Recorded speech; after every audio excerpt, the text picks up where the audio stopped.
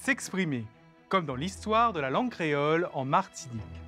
Remontons le fil du temps et allons à la découverte de 3 moments clés de cette langue qui a fait la fierté de tout un peuple. En l'an 1635, les colons français établissent des plantations sucrières en Martinique. Ils ont besoin de main-d'œuvre et importent des esclaves du continent africain.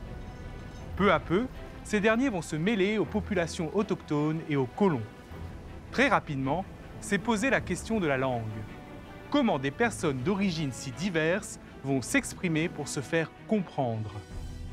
Le contact entre le français des colons, les langues des pays d'Afrique et les langues des Caraïbes est le terreau de la naissance progressive d'une nouvelle langue pour s'exprimer, le créole martiniquais. Pendant près de 200 ans, le créole martiniquais se consolide en tant que langue à part entière. En 1848, l'esclavage est aboli en Martinique, mais une autre forme de domination persiste dans la société. C'est la diglossie. 2 langues coexistent, mais l'une est jugée supérieure, le français, et l'autre jugée inférieure, le créole.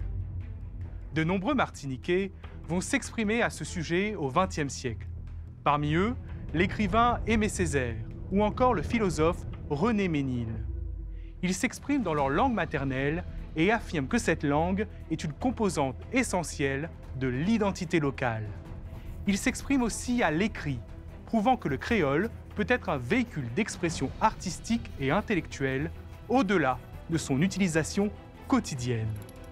En 1984, la France reconnaît le créole martiniquais comme langue régionale. Une vraie victoire. Cela contribue à l'émergence d'une grammaire, d'un système d'écriture et même à la création d'un CAPES de créole martiniquais. Et c'est en 2003 que le créole va être enseigné à l'École de la République en Martinique. Ainsi, le créole martiniquais, comme le créole guadeloupéen, guyanais ou réunionnais, est le fruit des échanges entre des personnes de différentes origines qui ont voulu s'exprimer et se comprendre. Véritable symbole d'une société mosaïque, cette langue est un trésor qu'il faut conserver pour qu'on puisse la parler encore aujourd'hui.